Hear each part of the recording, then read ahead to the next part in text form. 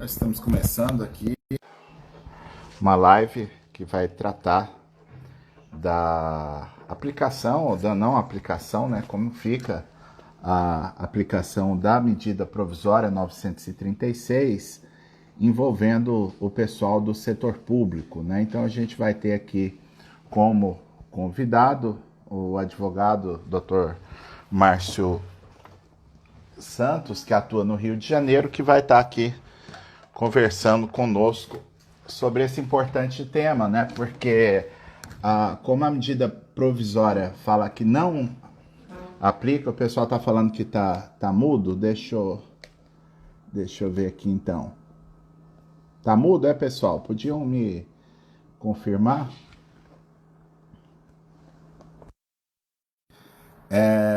Vocês estão ouvindo? Eu vou botar o microfone aqui e vocês poderiam só me avisar se o som tá saindo ou não, para a gente verificar aqui qual que é o problema.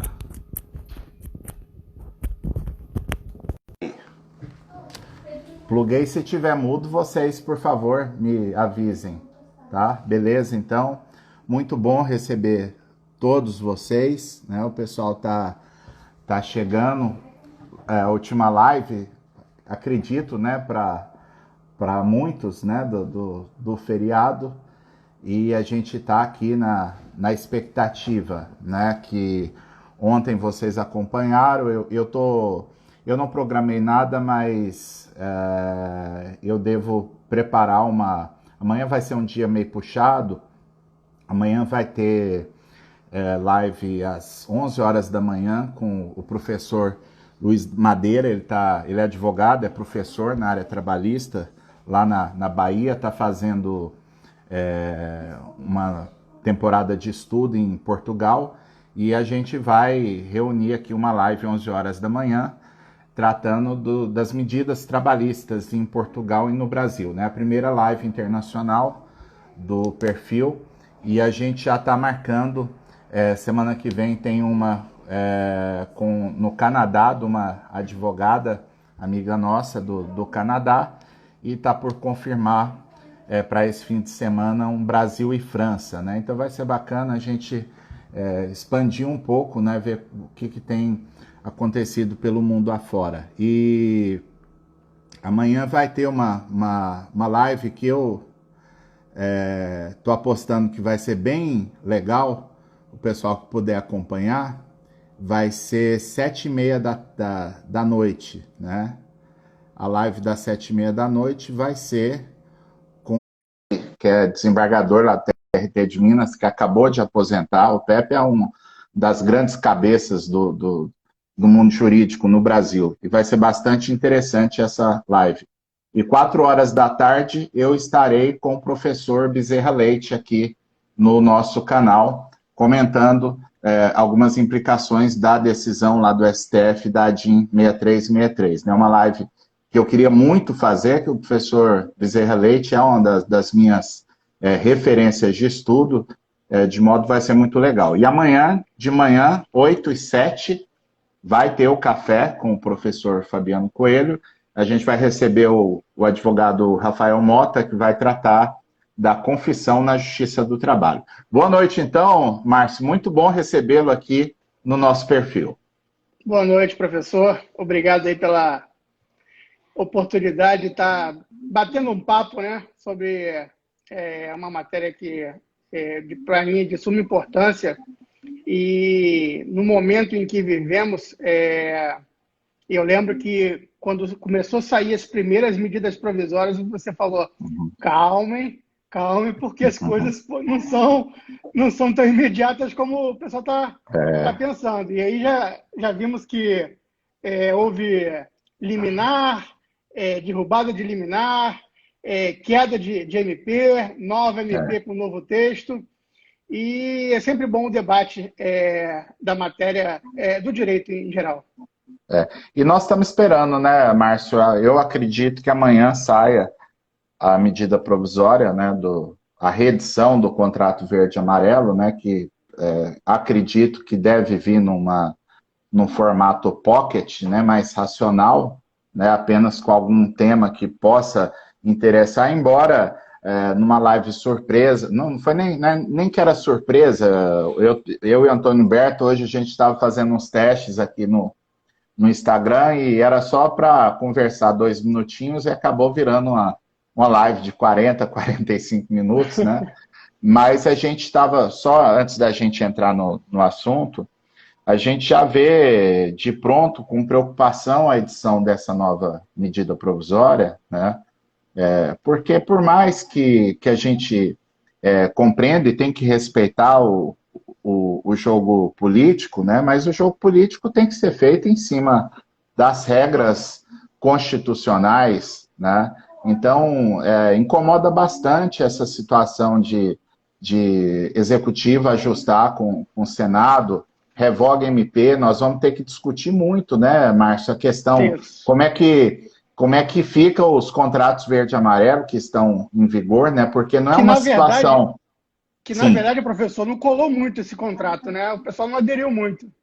não colou, Márcio, mas o que acontece, né, eu escrevi, né, acho que foi o único livro que foi publicado sobre a MP do contrato verde e amarelo, né? Eu, Danilo Gaspar e o Rafael Miziara, e a avaliação, na verdade, é que você não faz quando tem um objetivo que era nobre, né? Independente do mérito, se a fórmula era boa ou não, mas havia ali um objetivo nobre do presidente criar uma modalidade de contrato para tentar estimular emprego, né? Então, isso Fernando Henrique fez lá com aquela Lei 9.601, o presidente Lula fez, só que com um formato diferente, estimulando o novo emprego, né? A Uhum. presidente Dilma preferiu outro modelo, né, de investir orçamento público no lugar de precarizar os contratos de trabalho, né, naquele programa do seguro-emprego. Então, é mais que legítimo, todo presidente fez, e o nosso presidente, ele andou bem nesse sentido, ainda que a gente não Uhum. concorde com a fórmula. Agora, para fazer isso, você faz uma medida provisória enxuta para resolver o problema. Agora, a partir do momento em que bota uma medida provisória com mais de 300 mudanças da legislação trabalhista e previdenciária, sem discutir nada com a sociedade, com os Falta o atores debate, com sociais, certeza. e mexer em situações que estavam funcionando, né? Você vai revogar lei de corretor de seguro para quê? Né? É uma situação que o setor não estava reclamando dessa regulação, né? Então, a medida provisória ela foi para o Congresso com tantos acertos de contas, né? De grupos, de lobbies pressionando contra a medida provisória porque mexeu com muita gente, e acaba que o destino não podia ser outro. Agora, incomoda porque agora como nos convencer que tem urgência uma medida provisória editada na quarta se o presidente revogou a regra na segunda, né? Se tem urgência agora, medida provisória para a criação de novos postos de trabalho. Nós temos que ter o pé no chão, né, Márcio? Verdade. Infelizmente, ninguém vai estar criando emprego, contratando agora não. É. Né? E quem contratar já é na situação lá da medida provisória 927, né, que já deu uma flexibilizada ali para as empresas ajustarem, né? Tem trabalho intermitente, tem trabalho temporário, tem um monte de fórmulas para aquelas empresas que, porventura, precisem contratar agora, mas parece que não é o momento, né? Pelo contrário, é momento de preservar o emprego, que já está difícil, né? Tendo em vista o cenário Exatamente. da pandemia. Então Professor, vamos começar aqui. Eu só vi aqui duas perguntas já de questão de juros. Semana que vem nós vamos ter uma live aqui com a professora Giovanna Marinelli. Vocês vão adorar ela, que vai tratar desse assunto da correção e juro do crédito trabalhista, que caiu também a regra com a MP 905. Vamos lá, Márcio. vamos lá. Professor, antes Sim. de entrar diretamente no tema que seria a não aplicação, e quando eu digo a não aplicação, não é uma tese minha, mas é porque o texto foi taxativo Isso, e que exato. não se aplica a esse programa emergencial de manutenção de emprego e renda aos empregados da administração pública indireta. Mas eu queria Exato. voltar um pouquinho atrás, eu conversei isso com o senhor hoje de manhã, a Sim, respeito do julgamento que está pendente da necessidade ou não de motivação para a dispensa de empregado da administração pública indireta. sim, Na verdade, a gente sabe que esse processo está pendente de julgamento, foi levado ao plenário para repercussão geral, foi reconhecida a repercussão geral, eu não lembro agora o tema, o ministro Alexandre de Moraes suspendeu todos os processos que tratam desse tema. sim. E a pergunta que eu faço é o seguinte, professor, já entrando na nossa live. Vamos lá. A exclusão dos empregados da administração pública direta nessa MP se deve a uma insegurança em relação ao tema anterior, que é da necessidade ou não de motivação, até porque já foi tema de discussão em vários recursos extraordinários. No passado, entendeu-se que precisava de motivação, o TST entende que não precisa de motivação, excluindo os casos dos Correios. E existe, inclusive, uma tese do Tribunal TRT de São Paulo que reconhece a necessidade de motivação, inclusive julga todos os processos baseados nessa tese. O que o senhor pode me dizer sobre isso? Olha, Márcio, primeiro, eu achei muito boa a sua abordagem, Márcio, hoje cedo a gente conversando, porque o que acontece, né? Eu digo que quanto mais a gente reza, mais assombração aparece, né? E é o defeito da gente tá estudando, tá conversando com muita gente que tem perspectivas, problemas imediatos distintos, né? Eu confesso que não tinha pensado ainda nessa perspectiva que você traz. É um debate interessante, né? Porque eu tive uma impressão diferente da medida provisória 936 do porquê excluiu os entes públicos. Me parece que ali foi um recado do governo: olha, cada ente público cuida dos seus empregados e não venham aqui usar o orçamento da União para resolver esse tipo de problema. Me pareceu que teve essa linha, né? Não era propriamente uma questão de não querer que houvesse suspensão, porque poderia haver dispensa de empregados. Eu, particularmente, não vi por esse lado, mas acaba que a gente entra nessa discussão, porque se a empresa pública ela está passando por dificuldade financeira decorrente da pandemia, e algumas de fato estão, né, porque tem determinados serviços que estão bem limitados, pode acontecer, pode-se entender legítima postura, a gente pode questionar o fato de ser uma crise temporária, né? Mas alguém pode entender, um gestor, que ele precisa reduzir tantos por cento da folha de pagamento agora, e o caminho natural seria promover as dispensas do pessoal. Tanto assim que eu estou tentando lembrar aqui, houve uma situação, inclusive aí no Rio de Janeiro, que uma empresa, acho que vinculada, salvo engano, eu não quero chutar porque senão eu erro, mas a ministra Cátia Arruda deu uma liminar agora há 2 semanas atrás, dizendo que a empresa está proibida de promover dispensa dos empregados. Mas era uma situação muito específica, porque a ministra tinha sido relatora do dissídio coletivo do pessoal, e é uma empresa que está em fase está caminhando para sua extinção.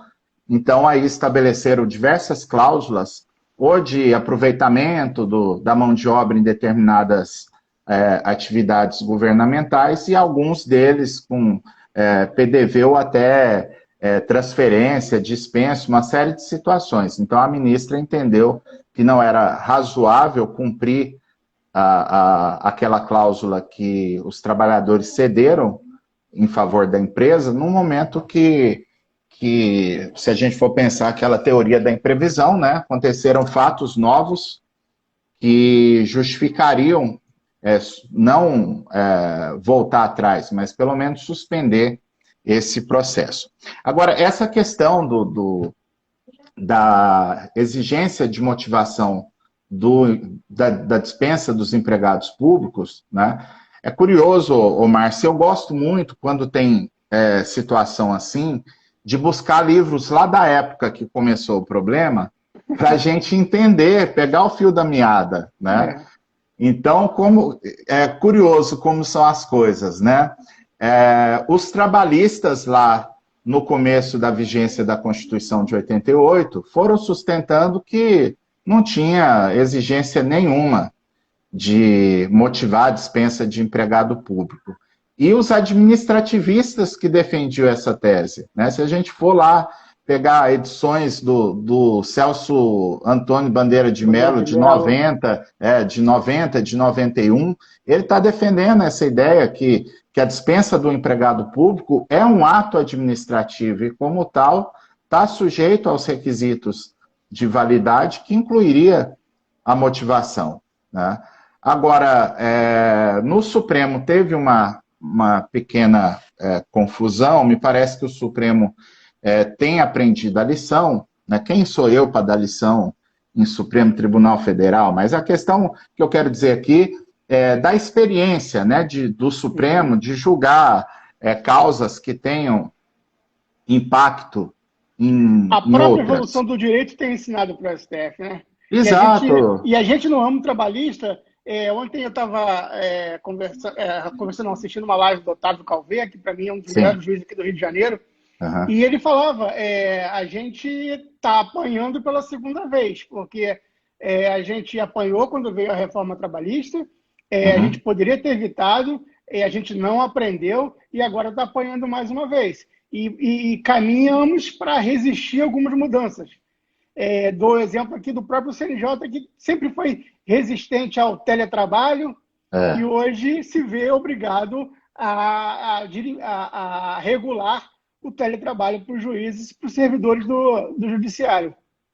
Agora, eu, particularmente, nesse ponto aí, quanto à reforma trabalhista de 2017, aí eu acho que tem posições, eu não tiro a razão de ninguém, não. Agora, no momento agora, com todo respeito, eu não concordo com o Calvetti, eu acho que é até uma questão, um racha que teve na magistratura trabalhista, e acho que não, a questão agora não é questão de resistência à mudança. Parece que o foco dele está equivocado, né? Por que eu digo isso? Porque a Ana Matra soltou uma nota criticando a medida provisória e o ministro Ricardo Lewandowski citou a nota da Ana Matra na liminar dele, né? Então, nesse momento, eu estou nessa lista aí na Berlinda, porque o ministro Ricardo Lewandowski também me citou lá com o Antônio Humberto, o Messiara e o Danilo Gaspar, né, que a gente era uma parte de um texto que a gente citava que o direito individual tem que ter regras protetivas, né? Mas o que eu avalio que não é justa essa crítica do Otávio agora, porque não há uma resistência organizada. Ninguém está falando que lá na reforma, a gente lembra que teve movimento. Eu estava no evento da Ana Matra, que por um voto o pessoal aprovou uma tese lá, que a magistratura trabalhista dizia que não ia aplicar a reforma porque o processo legislativo foi ilegítimo. Então, esse tipo de excesso é passível de crítica. Agora, o que eu quero te falar é o seguinte, Márcio, por que eu acho que o Otávio está errado, né? Porque se lá em 2017 nós éramos criticados por não dar segurança jurídica para as empresas, né, porque o TST muda jurisprudência toda hora, porque teve lá a semana do TST que sem ter precedente mudaram não sei quantas súmulas, não sei quantas OJs, que o juiz do trabalho sai aceitando todo tipo de tese do advogado, que aqui em Goiás a gente usa a expressão de catar pelo em ovo, né, de pegar minúcia ali da legislação trabalhista para dali fazer uma tese que a empresa não esperava que teria aquela despesa. Transformar, né, tudo em recurso de revista, né?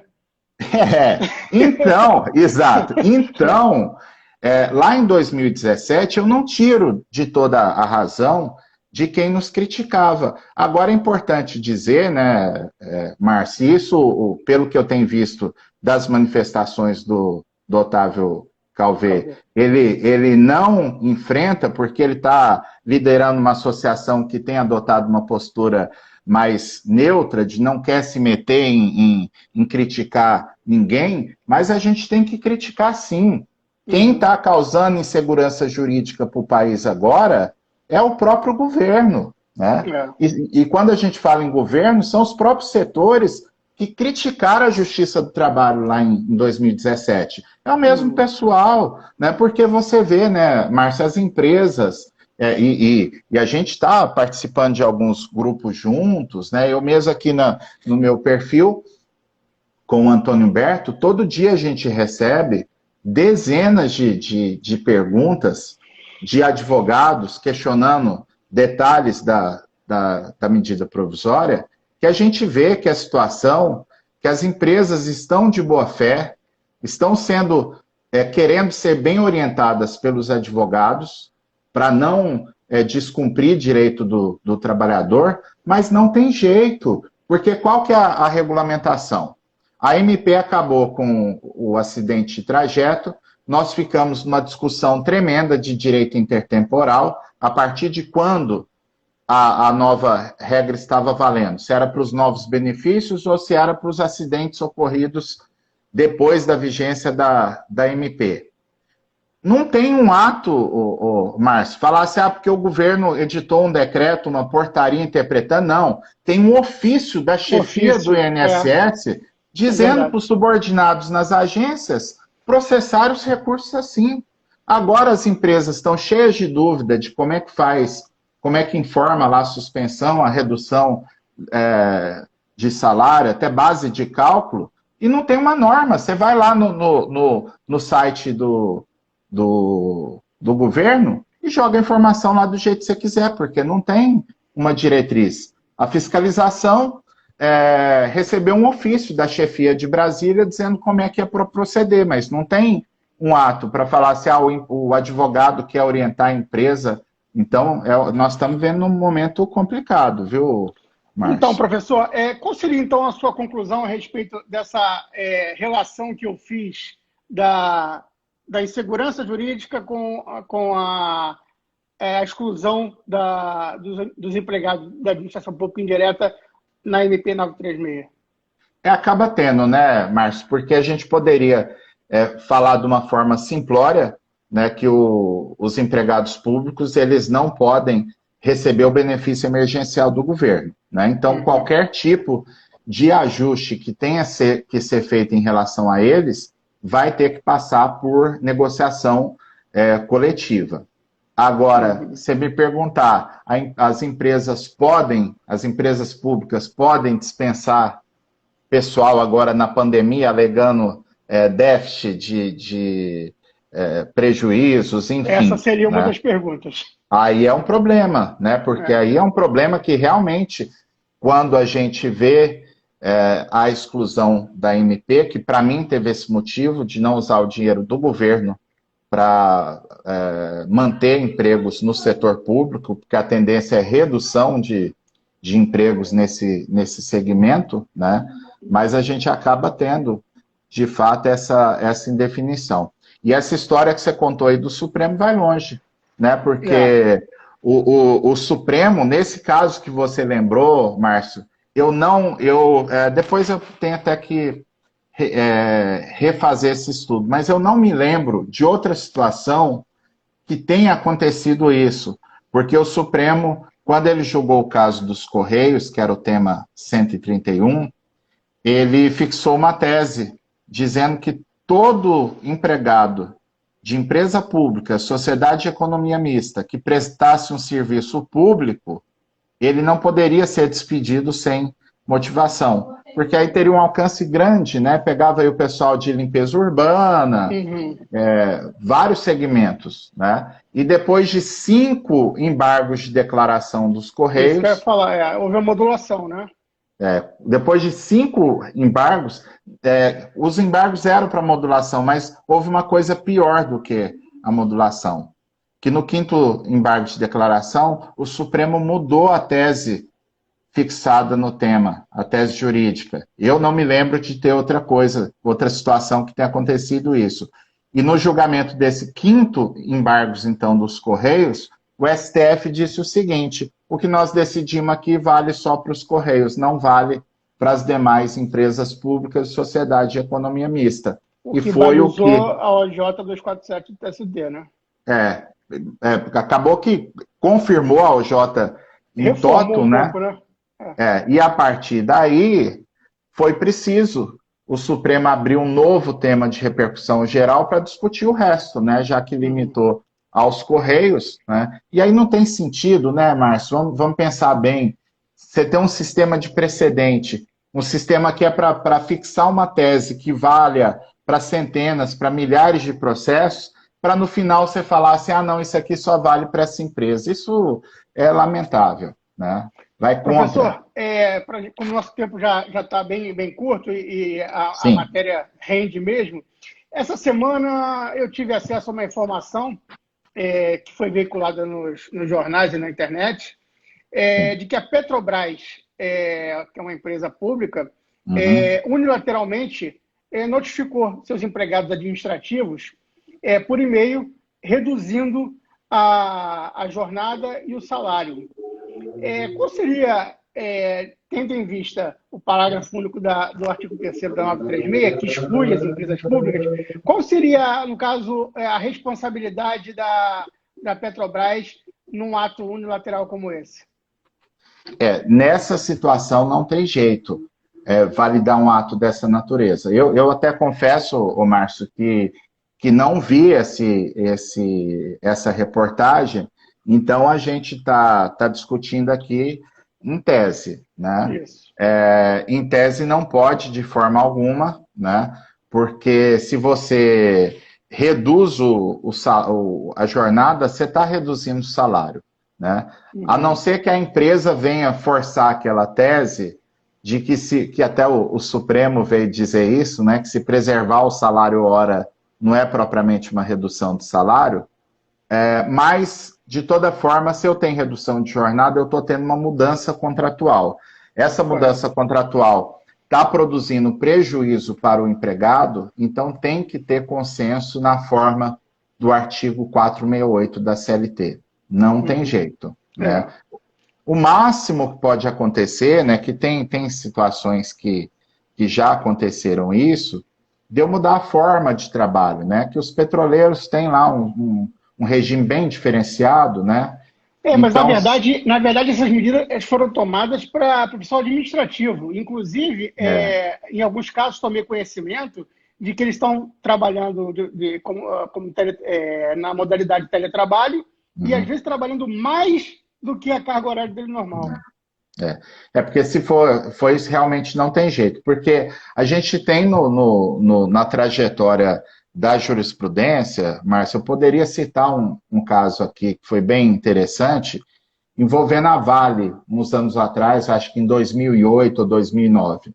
A Vale resolveu acabar com os turnos ininterruptos de revezamento na empresa, né? Porque é difícil realmente você manobrar, né, o pessoal. E mudou o regulamento empresarial, né? Passou a jornada do pessoal de 6 para 8 horas, mas não mexeu no salário e, pelo contrário, deu algumas vantagens compensatórias.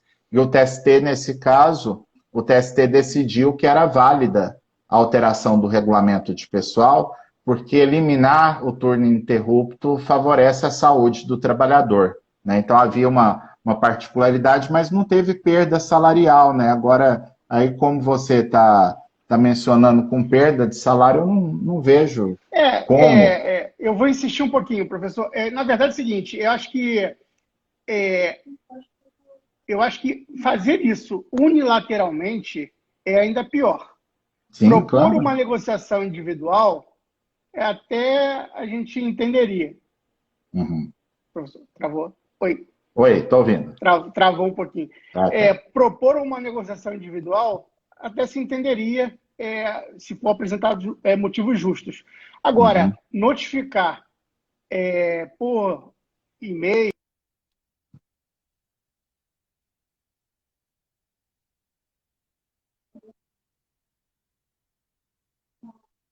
Eu não sei se é Só? aqui. Oi, travou. Oi. Voltou, Opa, voltou. sim. Então, notificar o empregado via WhatsApp ou e-mail de que a partir de tal dia o salário dele e a jornada dele foram reduzidas, eu acho bem cabível, principalmente uma empresa como a Petrobras. É. É porque tem outros expedientes, né, Márcia? A própria medida provisória 927 aplica para os entes públicos, né? Então não precisava disso, né? Podia lançar a mão de outros expedientes, né? De antecipação de férias, de banco de horas, né? Justamente, Agora, justamente. se realmente adotou esse caminho, é um caminho totalmente à margem da lei, e aí está naquele grupo que a gente está comentando que eu estou avaliando que vai ser uma enxurrada de É, ações na Justiça do Trabalho, com porque certeza. tem muita coisa, muita empresa fazendo muita coisa errada por aí durante esse período de pandemia, né? Mas terão também muitos empregados também que serão oportunos nesse momento, né? E vai caber muito ao julgador, o senhor como É, juiz, é, verificar a presença da boa-fé, isso, tanto da parte do reclamado como da parte do reclamante. com Eu acho que certeza. nesse momento a boa-fé vai ser um princípio balizador para que o senhor possa julgar essa enxurrada de ações que com certeza virão. Vai ter muita gente aproveitando da situação, né, Márcio, para questionar. Eu vi um comentário até interessante do Cláudio aqui, ele dizendo da possibilidade de pensar até numa questão. Eu não estou falando aqui do caso específico da Petrobras, né, mas Uhum. discutindo em tese. Uma empresa grande, estruturada, seja Petrobras, seja qual for essa, a questão de mandar e-mail você entende pela questão da pandemia. Agora, você Uhum. reduzir unilateralmente o salário das pessoas sem ter qualquer respaldo legal, isso aí dá margem à discussão de não ser um mero aborrecimento, um mero Justamente. descumprimento de obrigação contratual e vai ser passível de discussão mesmo a E possibilidade de danos é morais. isso aí, eu ia chegar nessa pergunta. Ensejaria danos morais nesse caso? Me parece que abre aso para essa discussão, né? Porque o dano moral ele envolve sempre muitas nuances, mas em tese não seria nenhum disparate, pelo contrário, teria bastante substrato uma tese de dano moral para esse tipo de situação. Entendi. Professor, fugindo um pouquinho do nosso assunto, do nosso tema, eu acredito que Sim, é a curiosidade de, apesar da gente estar sempre batendo, eu vendo esses assuntos em outras lives, mas certo. os outros personagens empregados, a gestante, o aprendiz, o cotista, na verdade, o aposentado. Como é que ficam, se aplica essa MP a esses casos? É muito difícil, né, essa questão, né, Márcio, porque eu estou vendo aí crescer uma tese, muita gente falando da situação do aposentado, né, porque realmente o sacrifício que é imposto a ele nesse período é tremendo, né? A gente sabe que o aposentado até tem lá um outro aposentado que trabalha porque gosta, porque não quer ficar parado, porque ele não tem um plano ainda para o ócio, né? Então acaba que eu tenho amigos que falam, não, se eu parar de trabalhar, eu vou adoecer. Mas a gente sabe que a maioria expressiva dos aposentados que permanecem trabalhando é por uma necessidade financeira, né? E aí você cortar por mais que justifique, eles já têm uma fonte de renda, a medida provisória é para garantir uma renda mínima para aqueles que estão com risco de perder o emprego, mas é um sacrifício, né? Porque eu digo sacrifício não propriamente pelo fato deles não poderem usufruírem do benefício emergencial. O sacrifício é poder impor uma medida para ele de redução de salário ou de suspensão contratual sem que tenha nenhum tipo de contrapartida, né? Então, me parece que seria mais humano se a empresa tiver condições, né, de não cogitar essa solução para ele, né? Porque é muito fácil a gente falar, né? Muita gente manda pergunta aqui para mim e fala, eu sou obrigado, porque aí é outro lado, viu, Márcio? Tem muita empresa que não está tendo acordo nenhum, não. A empresa já manda para a pessoa, falou, tá reduzido, igual esse caso que você está falando aí. A partir de depois de amanhã, seu contrato está suspenso, não tem negociação nenhuma, né? Agora, a pessoa que fala um não para a empresa, né? Então ela vai ser dispensada, né? Pode ser um risco que ela está correndo, né? Mas pode ser uma saída digna, né? Porque falar, eu vou aceitar agora suspender meu contrato para eu não receber nada, né? No caso do aposentado. No caso da gestante, tem o problema de impactar o cálculo do salário maternidade dela, né? Então, aí é uma situação que não ficou legal também, né? Ela pode resistir, mas a resistência, numa situação até que a mulher está num momento frágil, né, de vida, então não ficou bem, né? Faltou um ajuste mais fino para esses trabalhadores que se sentem injustiçados, né, nessa medida provisória. O trabalhador que preenche a cota de deficiente, se aplica a esse trabalhador? Olha só, hoje não tá fácil não, viu, gente? É complicado. Eu diria que a empresa tem que preservar na medida da cota, né? Então, se ela suspende lá tantos contratos, ela tem que ver uma forma de obedecer à proporção. Aí eu vou ficar com 200 contratos, então, dentre esses 200 contratos, tem que estar lá o percentual referente aos trabalhadores com deficiência ou reabilitados da Previdência, né? Seria uma forma de você amenizar, né? E o menor aprendiz, professor? O menor aprendiz entraria na mesma conta, né? Que seria uma situação que ele tem cota também, né? A empresa tem cota de contratação de aprendizes. Os aprendizes podem ter o contrato suspenso, porque não tem regra em sentido contrário, pela medida provisória 936, né? Então, a empresa tem que fazer a gestão do seu pessoal de modo que respeite os percentuais de cota. Me parece que seria nessa linha. Recebi uma pergunta aqui, mas foi via WhatsApp, não foi... porque tem alguns convidados aí que não lhe conhecem. Depois, no final, eu vou fazer o contrário, fazer uma apresentação do senhor para esses colegas. Aquele que é comissionado e teve a redução do salário, como é que fica o pagamento dessa diferença? Ou aquele que recebe por fora? Como é que fica, eventualmente, essa diferença? O que recebe por fora é difícil uma hora dessa, né? Porque ninguém vai passar recibo da fraude, né? Então, aí realmente fica difícil, né? Então, acaba que me parece que a empresa teria que fazer algum tipo de acordo, ainda que seja um acordo por Vai fora, né, obrigar, com o vai empregado. obrigar o advogado a fazer mais conta depois, né? Exatamente. Agora, para o pessoal que um vendedor comissionista, né?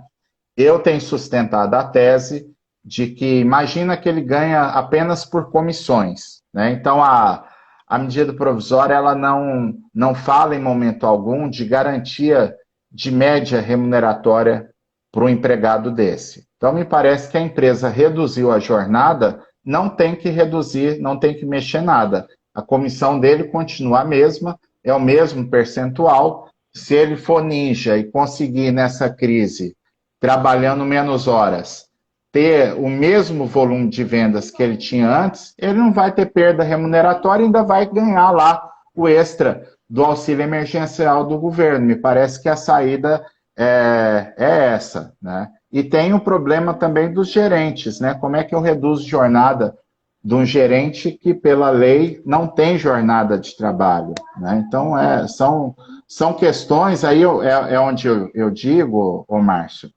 que a gente queria que o governo, o Ministério da Economia, nos desse também esse tipo de segurança jurídica, né?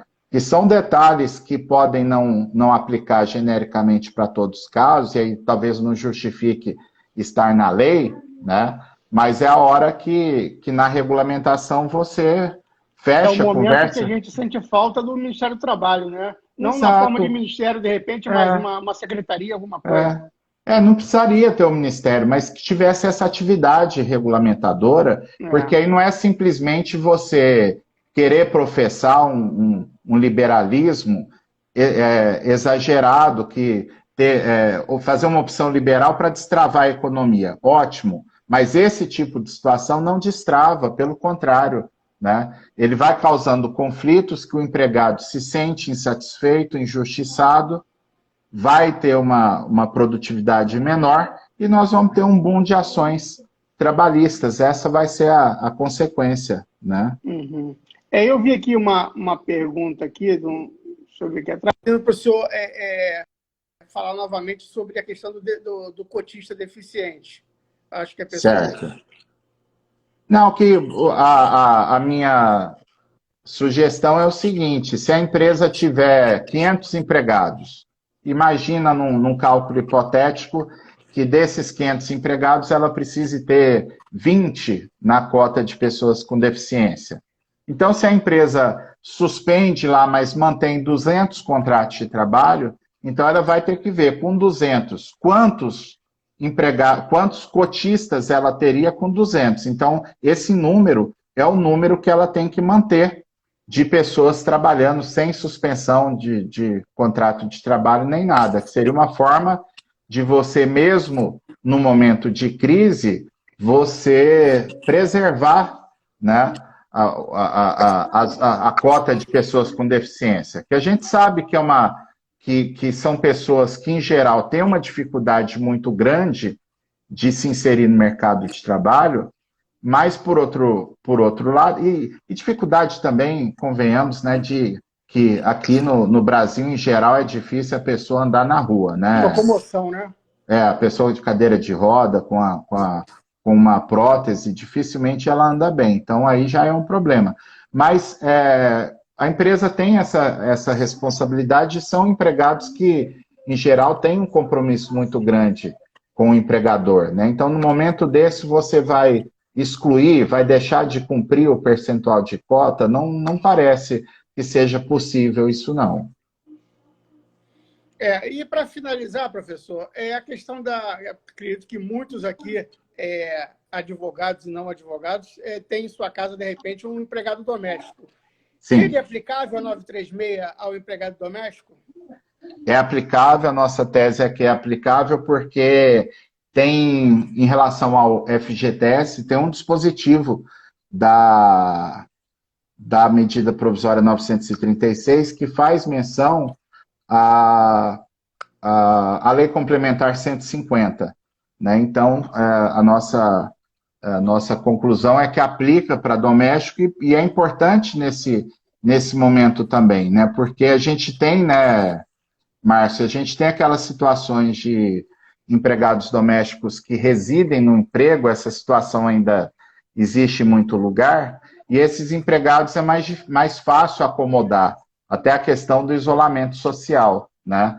Agora, se não é o caso, a família ficar em isolamento e o empregado todo dia naquela situação de risco, de transporte público, tudo mais, então o bom senso indicaria até, né, que pode ser uma boa medida suspender o contrato de trabalho e, em geral, dificilmente o empregado doméstico vai ganhar mais que 3 salários mínimos, né? A perda dele seria muito pequena em termos remuneratórios.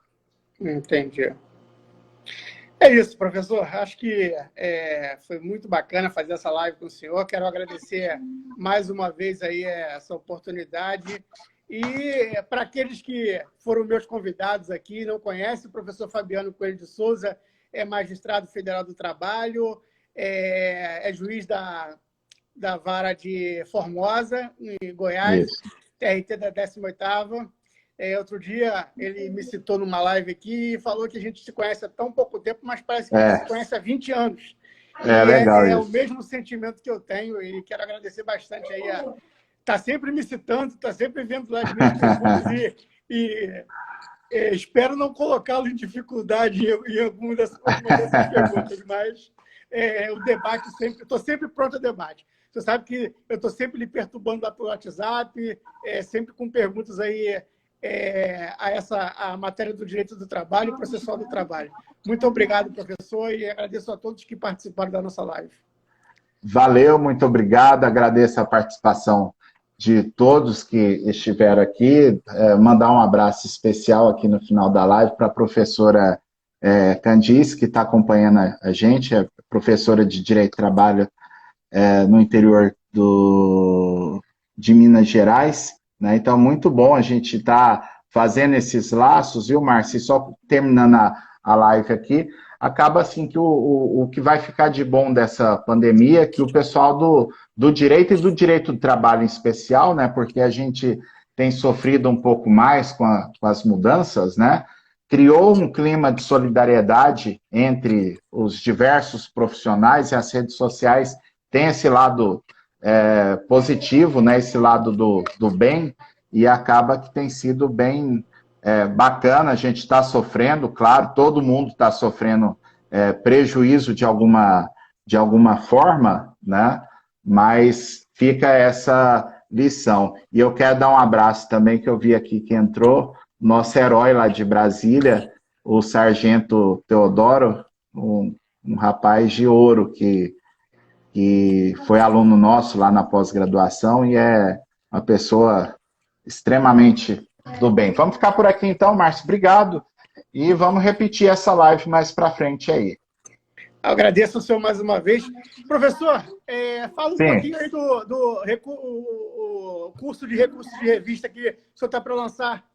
Ah, sim, Márcio, olha só. Nós marcamos o dia finalmente, pessoal pressionando, só falta... Eu tive um problema no gerenciador de e-mail que a gente não conseguiu começar a disparar os primeiros informes, mas no dia 14 de maio nós vamos lançar o treinamento Seja Expert em Recursos de Revista, agora 100% online. Esse curso, o pessoal às vezes acha que eu exagero quando eu falo, mas não foi, né? Eu venho da minha experiência, que eu fiquei convocado no TST quase 4 anos, e o ano passado o meu TRT pediu que eu ministrasse um curso para os servidores da presidência que despacha a admissibilidade da revista. Então, fui lá, dei um curso de 12 horas, a notícia correu no tribunal, e os advogados começaram a me parar no corredor. Falaram, professor, o senhor está ensinando os caras lá a trancar o recurso da gente, agora ensina aqui a driblar. Né? Tão fácil já, né? É tão fácil fazer esse recurso, né? Imagina, e aí eu fiz uma imersão aqui de uma semana, li mais de 30 mil decisões do TST para atualizar tudo quanto é filtro possível, e de lá para cá eu tenho lido todas as decisões, sem exceção, que têm sido publicadas pelo Tribunal Superior do Trabalho, para dar uma segurança para o advogado, para a gente passar aqueles macetes que, às vezes, o advogado, mesmo sendo um advogado esperto, né, que busca sempre estudar, aperfeiçoar, mas tem detalhes que são tão sutis que o advogado lê a decisão do ministro e ele não entende. Fala, aí fica naquela, que o recurso de revista é Professor, loteria e é técnica, né? Sim. o pessoal já está querendo fazer a inscrição aí já. É, o pessoal tá deixando os e-mails já comigo no direct. A gente vai fazer um evento online no dia 14 de maio, eu e o professor Antônio Humberto. E o Antônio Humberto está chegando por quê? Porque esse treinamento a gente quer disponibilizar para o advogado tudo o que ele precisa para fazer um bom recurso de revista. E não tem como fazer um bom recurso de revista se não tiver um bom recurso ordinário. Né? Então, o Antônio Humberto e uma boa inicial. Uma boa inicial. O Antônio Humberto é juiz há 25 anos, né? Meu irmão de sangue mesmo, pai e mãe. Ele teve convocado agora mais de 4 anos no TRT de Brasília, e lá ele teve uma experiência muito, muito boa também com os recursos. Então, a gente fez uma super programação, né, do recurso, só que aí qual o diferencial desse curso? Né? Porque às vezes vocês veem algum similar no mercado, que são 4 horas de recurso de revista, 8 horas de recurso de revista, não. Esses são 50 horas, com todo o conteúdo de recurso, desde o embargo de declaração lá da sentença, até o recurso extraordinário no Supremo, né? E a gente vai... E não esquecendo que advogado de reclamante também faz recurso de revista. Com certeza, né? E tem tribunais que têm um perfil, ou turmas de determinados tribunais que têm perfil bem, digamos assim, bem refratário à tese de reclamante, bem disciplinados quanto à jurisprudência do TST. Então, é aí, Márcio, que às vezes eu fico com pena, né? Tanto do reclamante, que a tese dele, se chegasse no TST, ele ia ganhar o processo, e não vai chegar por uma questão técnica, porque o advogado, às vezes, por um detalhe formal, ele tropeçou, né, no obstáculo e não subiu, e a gente fica com pena do próprio advogado, né, porque ele está deixando de ganhar os próprios honorários e ter o reconhecimento, né, do cliente, o reconhecimento dos outros colegas de profissão, que é algo bacana. Eu acho que a gente trabalha, não é nada de vaidade, né, Márcio, mas é muito bom, né? Eu imagino, eu gosto demais de colecionar histórias, né? Então, eu acho muito, muito massa quando um aluno passa aqui um direct, um WhatsApp para mim e fala, professor, eu usei aquela dica que o senhor passou no curso assim, assim, assim, consegui acertar o meu recurso e ganhei no TST, né? Teve um pessoal que me contratou para uma aula ano passado que eu nunca penei tanto para dar essa aula, uma aula de 3 horas, mas foi uma aula muito difícil, que era uma aula de recurso de revista com lei estadual, é uma coisa que você não acha isso em livro, em geral não tem como fazer, né?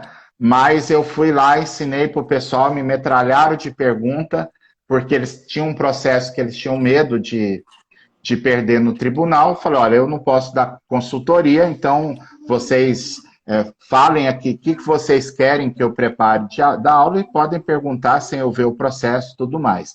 Mas foi uma aula intensa e aí muito, muito massa. 3 meses depois, os caras me ligaram e falaram, professor, a gente realmente perdeu aquele negócio lá no tribunal, mas conseguimos subir o recurso de revista, né? Então, aí é o tipo de coisa que eu, como professor, fico feliz, e imagino que o advogado também fica feliz quando recebe aquela ligação, aquela mensagem do cliente, às vezes até emocionado, né? Porque ou é o reclamante, que aquele dinheiro veio numa hora boa, conseguiu ganhar o processo, ou a empresa que às vezes uma situação, um conflito lá do empregado que doeu muito e a empresa não queria perder esse processo. Então, eu acho que é um excelente investimento. E como a gente conversou mais cedo, né, acaba virando um nicho para o advogado, né? Ser um especialista em recurso de revista. É um nicho, porque como pouca gente sabe fazer, né? Menos de 10% que passa o Tribunal Superior do Trabalho sem agravo de instrumento, né? O advogado que aprende a fazer e os colegas da região descobrem, né? Às vezes não é nem para ele assinar, né? Eu tenho alunos que fizeram o treinamento e me contam que eles obtêm uma boa receita no escritório fazendo recurso para outro advogado assinar, né? Não propriamente...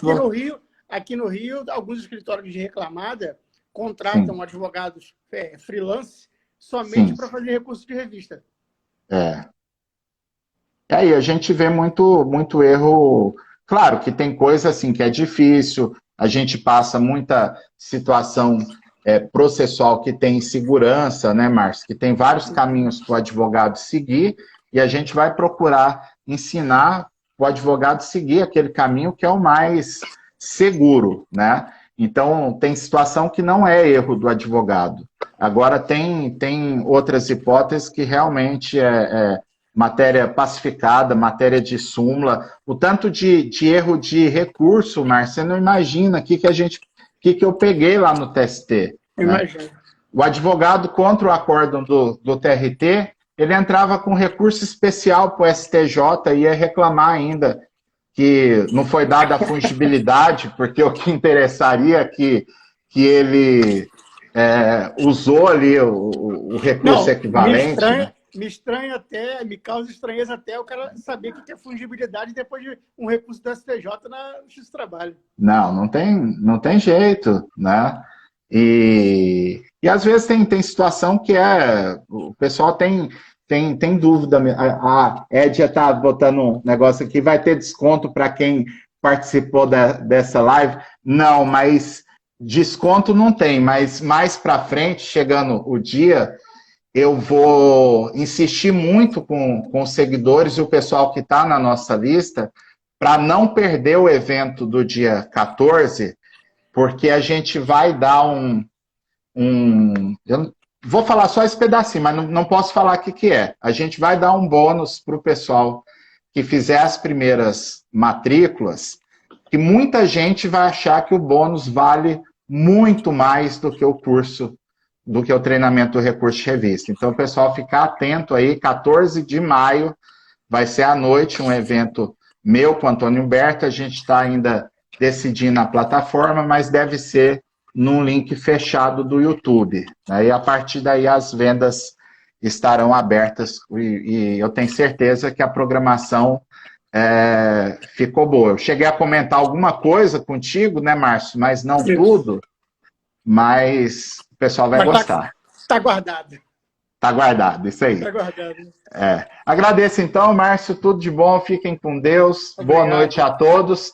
E amanhã, se tiver MP, vamos estar aqui com live de noite, o PDF tradicional da medida provisória lá no Telegram, né? Porque, infelizmente, isso. Antes a gente dormia, quando acordava tinha um pão quentinho na mesa. Agora tem um MP esperando a gente, né?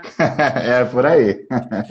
Vai ser às 20 horas, no dia 14 de maio. Um abração, gente. Maravilha, Tudo de bom. Um abraço. Fiquem com Deus.